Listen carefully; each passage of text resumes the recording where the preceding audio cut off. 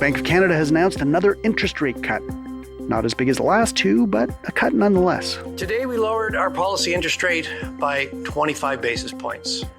This is our sixth consecutive decrease and brings the policy rate to 3%. That's Bank of Canada Governor Tiff Macklem at his latest news conference. We have three main messages this morning. First, inflation has been close to the 2% target since last summer. Monetary policy has worked to restore price stability. Second, lower interest rates are boosting household spending and economic activity is picking up. But third, the potential for a trade conflict triggered by new U.S. tariffs on Canadian exports is a major uncertainty. Here, as always, to break down the announcement is Scotiabank's chief economist, Jean-François Perrault. He'll tell Armina Lagaya how the Bank of Canada may have come to this decision, how things like potential tariffs and other economic and political uncertainties may weigh into future decisions, and much more. I'm Stephen Maurice, and this is Perspectives. Now, here's Armina Lagaya. JF, welcome back to the show. Lovely to be back with you. So, the sixth consecutive cut for the Bank of Canada, but smaller than the previous two. What is the main headline or takeaway here? Well, I think there's kind of two buckets of takeaways on this decision. One is looking at what the Bank of Canada is doing in relation to managing the previous inflation issue and where we are on that. And then the other bucket is how do they think about the risk of tariffs and how might they respond to that? So there's much more clarity on the first thing, which is, as you've indicated, they cut by 25 basis points to 3%. They've indicated as part of that they're pretty comfortable now with the inflation outlook. So risks are balanced around the inflation outlook in their words. The economy is responding well to lower interest rates. So the household spending is picking up nicely. You read that and you kind of come off with the impression that they're probably close to being done. Maybe a little bit more of a rate cut, but they seemed reasonably comfortable with that side of things. Now, again, the second bucket, the uncertainty surrounding the tariffs that might be put on us as of perhaps February 1st, we'll see. Those pose a significant amount of challenge to how the Bank of Canada will think about the outlook, as it is the case with us and our clients and our customers. That muddies the waters quite a bit in terms of where the economy is going to go, what inflation is going to do, and how the central bank will respond to that.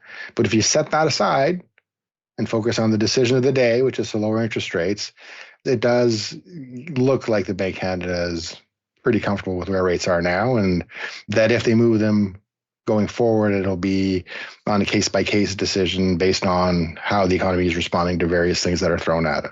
Definitely a lot of moving parts there. So obviously it's always great to have you to discuss and break these things down, but this one in particular is quite complex and, as you mentioned, in a couple of buckets. So what is your take? Was this the right call given those various factors? I mean, it's debatable. So we thought they were going to cut, and they cut, and that's largely because the market was basically giving them this pass. But when you look at how the economy's responded, the case for cutting was less clear-cut. Inflation, a little bit above 2, underlying measures of inflation in the 3 to 4% range last several months. The economy performed well in the fourth quarter. Job growth has been really strong in December. The rate-sensitive parts of the economy have turned around. So the case for cutting wasn't a slam dunk for us. In fact, I think we would have preferred them to stay on the sidelines for this decision. But the fact that they cut was in line with expectations, so there's no surprise there. You said that the takeaways were in two buckets, but I am wondering, while the decision today hinged a lot on what has led up to this point, so obviously tackling inflation, all those other factors, but with this new factor of potential tariffs, how much, in your view, did that weigh on the decision? Not the forecast necessarily, since they did leave that out of their forecast, but on this actual decision. Did that factor in any way? It's not clear. I mean, if you listen to the press conference, and the governor was asked, a version of that question a number of times, he indicated that it was important for the economy to be in as good a standing as possible to handle what it is that will come. So obviously, if rates are closer to neutral, and 3% is closer to neutral than 3.25%, if inflation's at 2%, if the economy is already responding to lower interest rates, that is a good position from which to manage whatever is going to come our way. So at the margin, it might have impacted them a little bit to maybe cut a little bit more than perhaps the data would have suggested at the very margin. But whatever will come is going to potentially dwarf any of those considerations depending on what happens and how we respond, how the government in Canada responds. So the Bank of Canada also released their monetary policy report, which gives us some indication of where they think the state of the Canadian economy is going. What did we learn about what they see ahead? Well, a couple of things. So again, they're comforted by the fact that the economy is responding well to interest rates. So they have, reasonably strong growth in household spending going forward.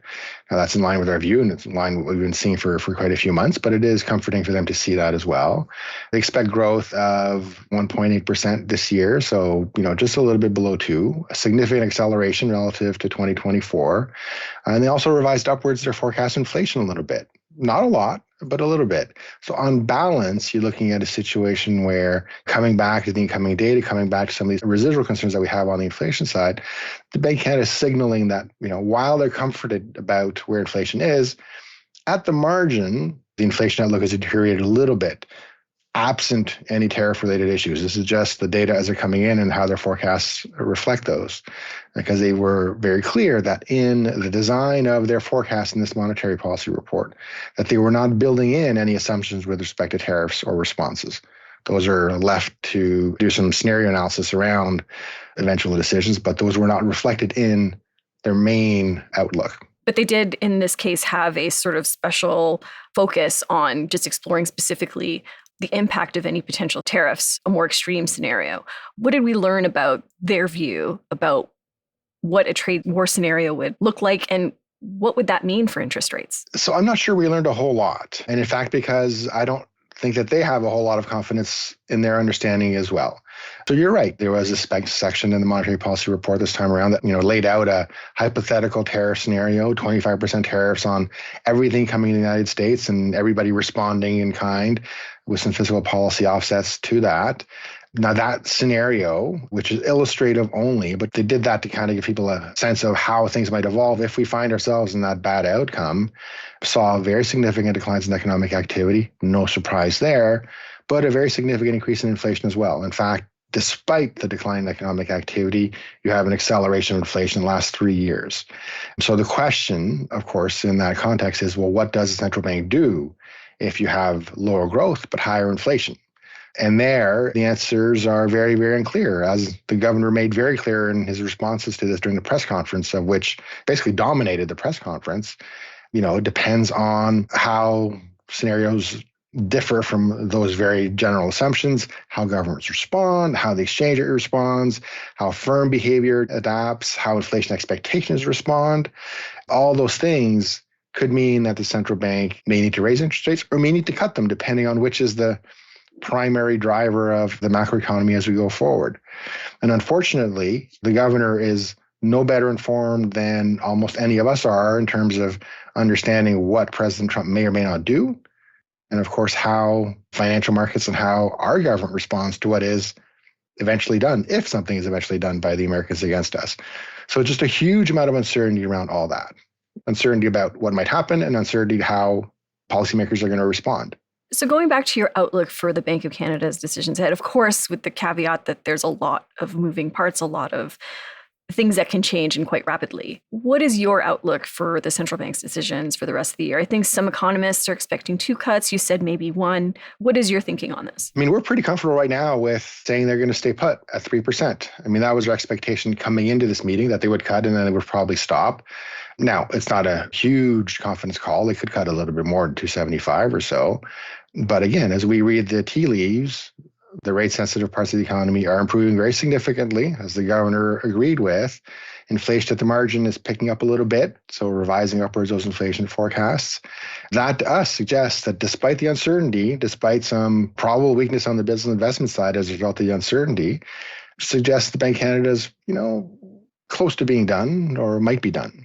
Is there any risk at all that rates might go up again? Yeah, it's not inconceivable. So if we find ourselves in a very aggressive tariff scenario where prices respond very significantly to higher tariffs, even though growth slows down, that increase in inflation, and if it's persistent and perceived as persistent, could lead to higher interest rates in the Bank of Canada. Now, we don't think that's particularly likely, but it's not impossible. And the governor, wouldn't say how likely it is that he would cut versus raising interest rates because of all these other considerations. But one of the key factors in figuring out how the Bank of Canada is going to respond to that, in addition to the minutiae of whatever policies are implemented is how inflation expectations evolve in relation to an expectation that tariffs will be put in place. Now, inflation expectations are really important for the Bank of Canada. They're really important for the economy because it gives a sense of where people think inflation is going to go. And of course, the more people think there will be inflation, the likelier it is that inflation will go in that direction. The more likely it is that people will ask for higher wage increases. That feeds inflation. And the experience we have here is that of the pandemic, where we went through a very nasty economic shock. There's no question about that. Very significant decline in economic activity for a period of time. It was a supply shock combined with a demand shock. So a bit of the stuff that might happen kind of in the tariff context, and that you've got this interruption of supply because, well, in the pandemic case, because supply chains were closed. In the tariff case, because you're throwing tariffs at stuff. And we saw over a reasonably short time horizon that once inflation started to go up, people's expectations of what might happen to inflation changed very quickly. And that became a problem for the Bank of Canada because if you're telling folks inflation is going to be temporary, transitory, which was the message that central banks were sending out during the early days of the pandemic, and that ends up not being the case, then you get a pretty vicious response in how people think about inflation going forward.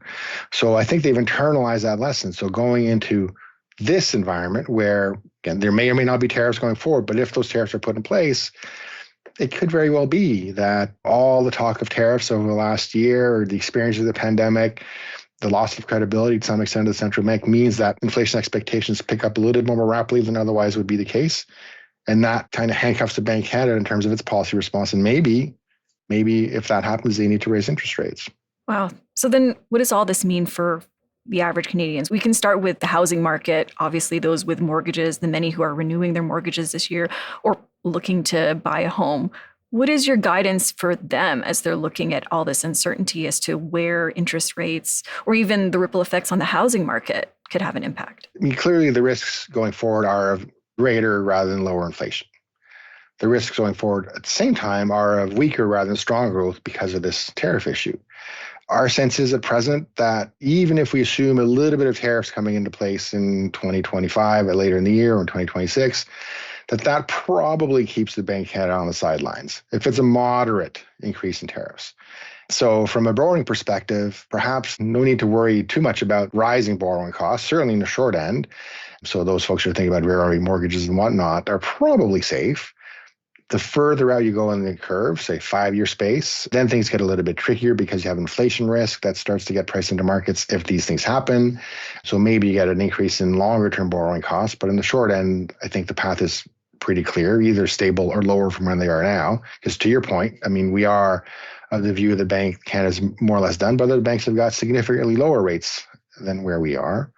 But from a housing market perspective, it's not just the interest rate issue. Like we know that that's had an impact, of course, but there's also supply demand imbalances, which are quite meaningful. We know there's a lot of pent up demand. We know people are waiting to get into the market.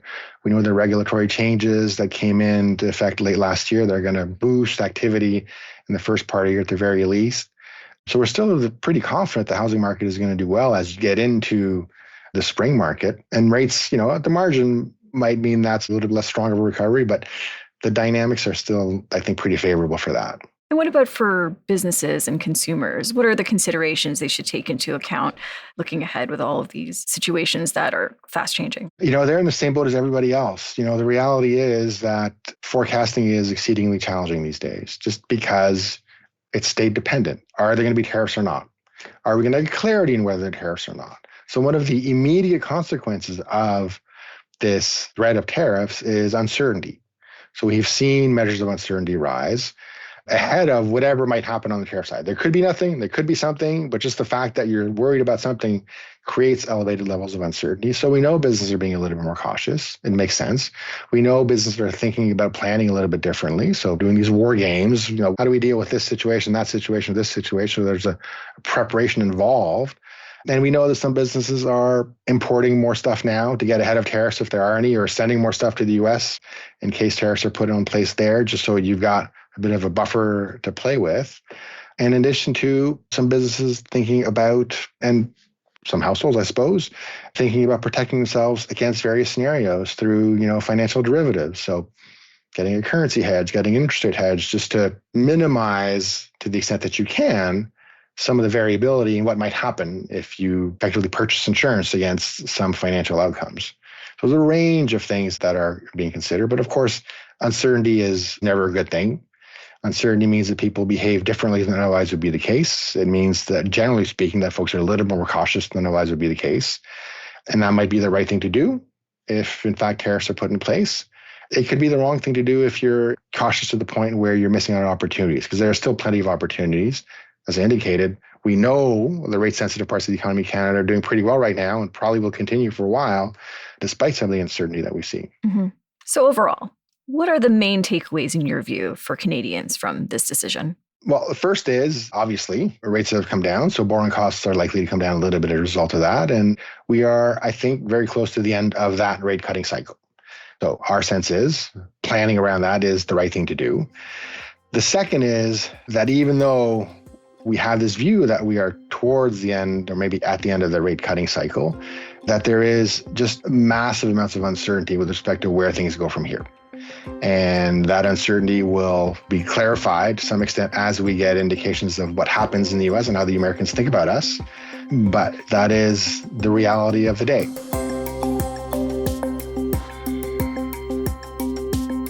Thank you very much, JF, for returning to the podcast to break down this particular decision at such a complex time. Lovely to be with you, Armina.